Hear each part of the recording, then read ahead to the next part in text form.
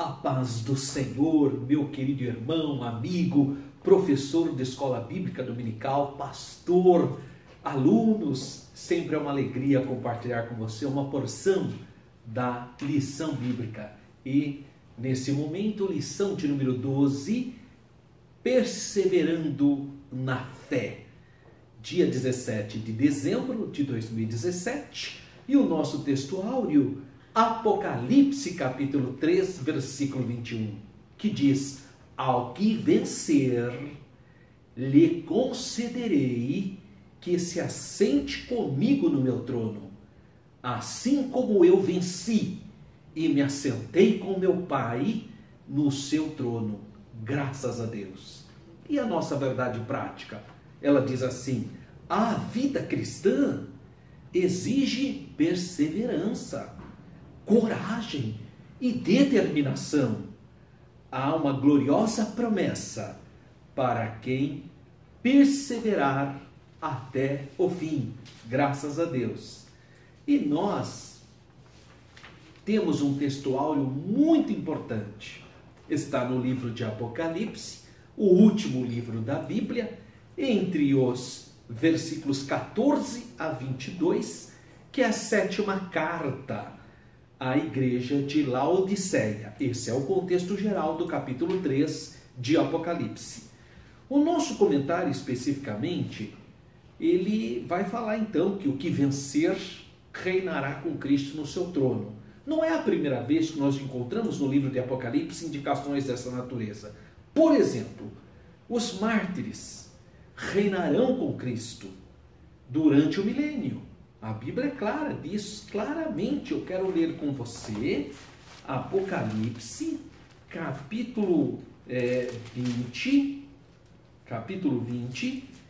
versículo 4, e diz assim, olha: e vi também tronos, e nestes sentavam-se aqueles aos quais foi dada autoridade de julgar. Vi ainda a alma dos decapitados por causa do testemunho de Jesus, bem como por causa da palavra de Deus, tantos quantos não adoraram a besta, nem tampouco a sua imagem, e não receberam a marca na fronte e na mão. Agora olha essa parte final. E viveram e reinaram com Cristo durante 1000 anos. Então está falando que no milênio esses mártires reinarão com Cristo, graças a Deus. E você também, que foi arrebatado, né? Ou ressuscitou dos mortos, reinaremos com Cristo. Nós entraremos no milênio para reinar com Cristo durante 1000 anos no seu trono na cidade de Jerusalém, graças a Deus. Ao que vencer, diz aqui Apocalipse, o nosso texto áureo, ao que vencer. Essa é uma palavra comum em todas as cartas do Apocalipse. Você vê que ele fala várias vezes, ele faz essa expressão, aquele que vencer. Quem é o que vence? É aquele que dá ouvidos à palavra profética, né? Às advertências, às promessas das cartas bíblicas, exercendo o poder de sua perseverança espiritual, né? Então, ouvem e guardam e agem de acordo com o que têm ouvido. Portanto, na presente carta à igreja de Laodiceia, diz: ao que vencer, é aquele que mostrar-se o que? Zeloso, arrepender-se, abandonar a sua mornidão espiritual, que admitir o Cristo transformador em sua vida, abrindo-lhe a porta, como diz o versículo anterior. Então olha que interessante, Apocalipse capítulo 3, o nosso texto áureo é o 21. Apocalipse 3, 21. Agora, olha que coisa linda que é o versículo de número 20. Ele diz assim: eis que estou à porta e bato. Se alguém ouvir a minha voz e abrir a porta, entrarei em sua casa e cearei com ele e ele comigo. Olha que coisa maravilhosa. Então é isso, o que vencer, o que abriu a porta, o que recepcionou o Senhor Jesus, confessou-o como seu Salvador pessoal, foi lavado pelo precioso sangue do Cordeiro. O que vencer, graças a Deus. Ele fala, lhe concederei que se assente comigo no meu trono. São palavras do Senhor Jesus. O eleito, o Messias, assentar-se-á em seu trono de glória. E isso também pode ser comparado aos trechos de Colossenses 3:1, Hebreus 1:8, Filipenses 2:9 a 11. Cristo mostra Cristo entronizado. E nas passagens de Mateus 19:28, 25:31, em Lucas 22:29, vê-se que Cristo será entronizado por ocasião da sua volta, parousia, ou segunda vinda. Os crentes reinarão juntamente com Cristo. É isso que diz a palavra de Deus. A coroa que os crentes esperam é uma coroa real e não meramente do vencedor de uma competição esportiva. Tornar-se-ão seres dotados de poder, e isso desafia toda a nossa imaginação. Serão reis sacerdotes, a Bíblia chama de reis sacerdotes. Olha que coisa, rei e sacerdote. Isso é maravilhoso. E o versículo, a parte final, diz: assim como eu venci e me assentei com meu Pai no seu trono. É o nosso textuário, né?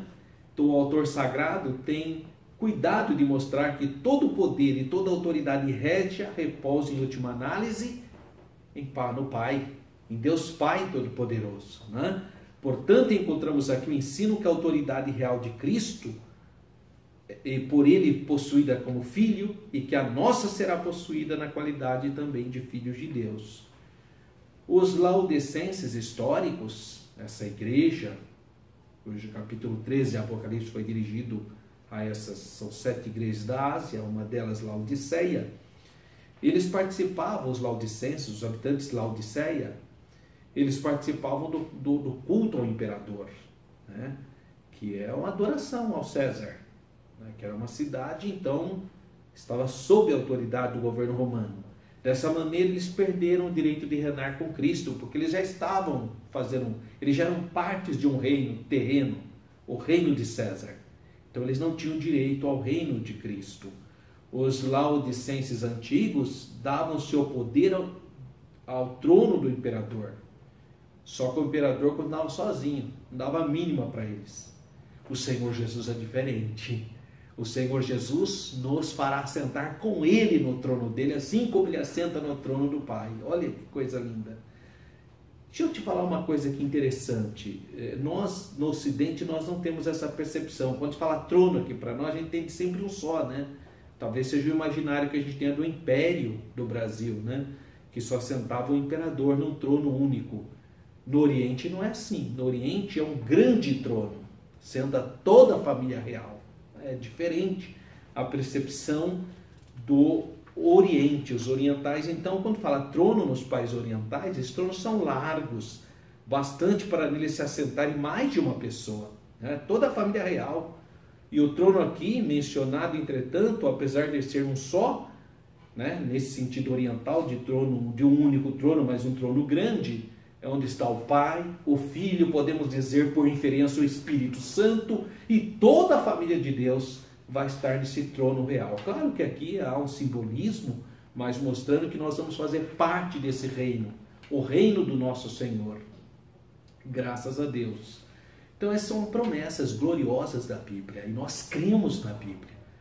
Nós cremos como a Bíblia fala, né? A gente não tem que ficar inventando coisa, nós seguimos a palavra de Deus como ela é. E se o Senhor Jesus está dizendo aqui claramente: ao que vencer, lhe concederei que se assente comigo no meu trono, assim como eu venci e me assentei com meu Pai no seu trono, então nós cremos nessa promessa bíblica.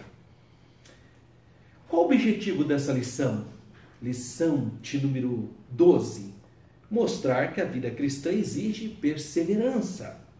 A vida cristã exige coragem. A vida cristã exige determinação. Nós temos aqui uma interação com o professor, né? Que somos gratos a Deus por nossa salvação mediante a fé em Jesus, e devemos buscar a Deus, rejeitar o pecado e resistir à apostasia, que é transgressão irrestrita, capaz de levar a pessoa, lamentavelmente, a não escutar mais a voz do Espírito Santo, né? Então nós temos que estar vigilantes. E a Bíblia nos revela a salvação em Cristo, né? E nós temos então que termos maturidade espiritual para permanecermos em comunhão com Ele. E o ponto central dessa nossa lição está aqui, em caso de apostasia da fé em Cristo, existe a possibilidade de se perder a salvação. Então isso é muito triste, não é? O que é apostatar? É deixar a fé verdadeira, né? É abandonar a fé em Cristo Jesus. Isso que é o apóstata, aquele que nega Cristo. Muito bem, o primeiro tópico da nossa lição é a perseverança bíblica. A perseverança bíblica, é isso que diz então o nosso primeiro tema aqui, olha. Conceito bíblico de perseverança. Perseverar remonta à ideia de permanecer, resistir. Em nosso caso, não desistir da nossa santa fé cristã, né? Em tempos difíceis, em tempos de ideologias terríveis, de ataques de mídias sociais, de ataques em todas as esferas da nossa vida, na área da educação, na área de direitos humanos, um ataque terrível, avassalador contra a nossa santa fé cristã. Nós temos que permanecer firmes, resistentes, em comunhão com o Senhor. Nosso desafio, mesmo vivendo em tais dificuldades, é de mantermos inflexíveis e firmes na fé em Cristo, né? Esperando pacientemente, firmes na esperança da bendita volta do Senhor. Subtópico 2 do item 1. Provisão divina e cooperação humana.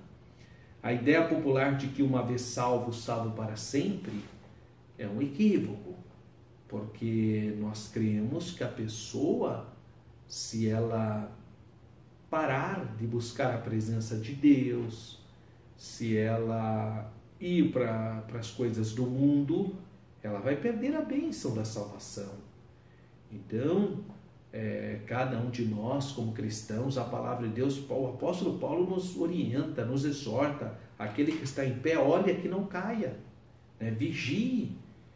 Então, nós temos que estar atento, porque tem gente que não tem noção das coisas, né? Acha que não, irmão, a Bíblia manda a gente vigiar. Muitas passagens da Bíblia falam para nós estarmos atentos, vigilantes. Olha a parábola das 10 virgens, 5 prudentes e 5 loucas.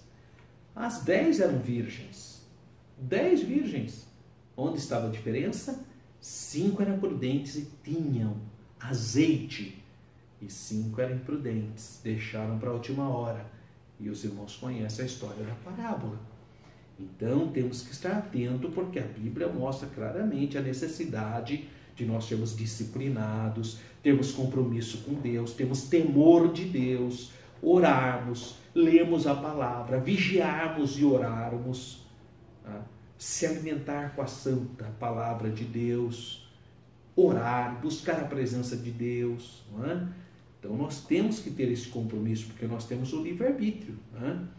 Assim, a perseverança da vida cristã é iniciada e garantida em Cristo, com o auxílio do Espírito Santo, juntamente com a cooperação e a sujeição do crente ao senhorio do Senhor Jesus, estar submetido à vontade do Senhor. Então, a síntese do tópico primeiro, declara assim: é preciso permanecer em Cristo até o fim. Então é preciso permanecer em Cristo até o fim, né? Para poder desfrutar das bênçãos do Senhor. Subsídio teológico, nós temos aqui um subsídio teológico do dicionário teológico, que vai então definir da palavra grega e da palavra latina a expressão perseverar, Da onde vem essa expressão perseverar? Tá? Tópico 2. O perigo da apostasia. Há uma conceituação no subtópico 1 do tópico 2 sobre o conceito de apostasia. Então vem aqui do grego apostasis, que significa afastamento. Remonta ao abandono premeditado e consciente da fé cristã. Foi o que eu disse lá no início. Pessoa que abandona a santa fé cristã conscientemente é um apóstata. Negar, renunciar, distorcer propositalmente o ensino das Sagradas Escrituras. A palavra de Deus revela que o início da apostasia tem a ver com obediência a espíritos enganadores, que essa pessoa deixa a Bíblia e vai dar ocasião, ouvido, ser influenciado pelas coisas desse mundo, por demônios, espíritos enganadores. Que Deus nos livre dessas coisas horríveis. Subtópico 2 do tópico 2. A prática da apostasia. O inimigo das nossas vidas, juntamente com as hostes espirituais da maldade, deseja pelejar contra nós. É isso que diz a nossa guerra. Efésios 6. Temos que estar com toda a estrutura espiritual para enfrentarmos os ataques. A prática do pecado é uma responsabilidade pessoal e intransferível do indivíduo. Então nós temos que assumir, e não dar lugar ao maligno. Nesse sentido, a apostasia sempre será praticada de maneira consciente. Então, para ser apostasia, o indivíduo tem que fazer aquela atitude de maneira consciente. Não pode a pessoa, coitada, que às vezes faz alguma coisa e fala, é aposta. Não. Às vezes ele, coitado, ele nem sabe o que está fazendo. Tem que ser consciente. Não é uma pessoa que... Não é ignorância, não estou falando de ignorância, estou falando de consciente, prática consciente. Abandonar a fé cristã conscientemente. Não estou falando ignorante, estou falando conscientemente. Qual é então a síntese do tópico 2? A apostasia pode levar à perda da salvação, sem dúvida. E aqui tem um subsídio lexicográfico sobre a palavra apostasia, o significado dessa palavra. Eu aconselho você a fazer essa pesquisa. Tópico 3, seguros em Cristo. Subtópico 1, Cristo garante a salvação. Então, embora haja sim essa possibilidade do crente apostatar-se da fé, a fidelidade de Cristo nos garante a certeza de sermos conservados irrepreensíveis até a vinda. Então, manter a comunhão com o Senhor, com o coração humilde nas coisas de Deus, podemos nos sentir seguros em Cristo. Cristo nos dá essa segurança. O Espírito Santo testifica com o nosso espírito que somos filhos de Deus. A oração sacerdotal do Senhor Jesus revela muito dessa segurança. Em João 10, 28, quando o Senhor Jesus declara: dou-lhes a vida eterna, e nunca hão de perecer, e ninguém as arrebatará das minhas mãos. Então, a oração de Jesus por nós. E 2, a alegria da salvação. Uma das maravilhosas consequências que alcançamos quando aceitamos o Senhor Jesus é a alegria da salvação. Agora nós somos libertos do peso da culpa. Por isso que nós temos alegria. Não somos mais condenados, que diz Romanos. Portanto, agora, nenhuma condenação há para os que estão em Cristo Jesus. Olha que coisa maravilhosa, Graças a Deus. E, subtópico 3, a certeza da vida eterna. O nosso fundamento na certeza da vida eterna não está firmado no mérito próprio.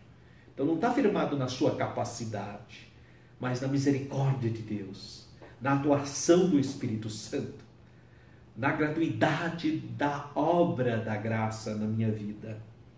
Embora tenhamos o livre-arbítrio para tomar decisões, porque o Espírito Santo habilitou meu livre-arbítrio e agora eu posso tomar decisões, o Espírito Santo age para nos convencer do caminho errado. O Espírito Santo nos convence da justiça, do juízo e do pecado, graças a Deus. Ainda que a gente seja falho. Olha aqui, vou ler para você um versículo para você entender a nossa fragilidade como ser humano. Mas nós precisamos entender também que nós temos um grande advogado, né? Olha, diz aqui a palavra do Senhor na primeira epístola de João, capítulo 2, versículo de números 8. Né? Se dissermos que não temos pecado nenhum, a nós mesmos nos enganamos e a verdade não está em nós. Se confessarmos os nossos pecados, Ele é fiel e justo para nos perdoar os pecados e nos purificar de toda injustiça. Se dissermos que não temos cometido pecado, fazemos um mentiroso e a palavra e sua palavra não está em nós. Filhinhos, estas coisas vos escrevo para que não pequeis. Se todavia alguém pecar, temos advogado junto ao Pai, Jesus Cristo, o justo. E Ele é a propiciação pelos nossos pecados, e não somente pelos nossos próprios, mas ainda pelos do mundo inteiro. Graças a Deus. O versículo 7 ainda do capítulo 1 diz: mas se andarmos na luz, como Ele na luz está, temos comunhão uns com os outros, e o sangue de Jesus Cristo, seu Filho, nos purifica de todo o pecado. Graças a Deus. 1 João, capítulo 1, versículo 7.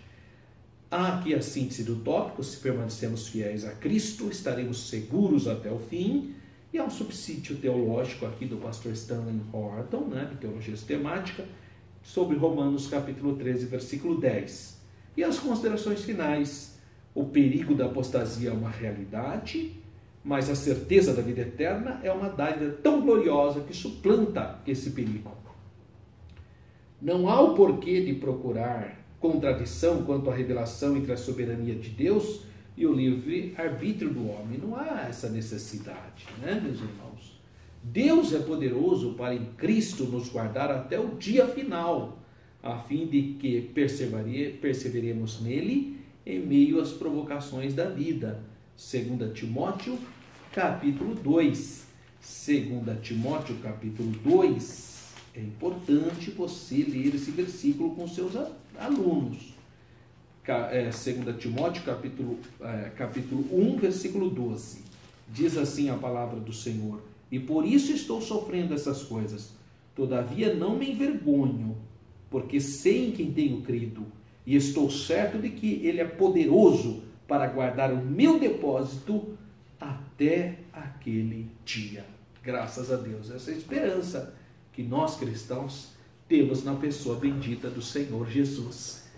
Eu quero desejar para você um Natal abençoado, porque nós estamos chegando aí, próximo domingo, dia 24, nós estamos dia 17, próximo domingo, dia 24 de dezembro, já é a véspera do Natal, Então quero desejar uma semana abençoada para você, e tá aí o meu site, é www.tudojuntoprofessoralberto.com.br. Você pode acessar e você pode compartilhar esse vídeo com os outros irmãos que precisam de um subsídio para a sua aula. Que você tenha uma aula abençoada. Essa é a 12ª aula, nós estamos chegando no final do ano e o meu desejo é que a sua família seja ricamente abençoada. Você que tem acompanhado esses vídeos, que você seja muitíssimo abençoado.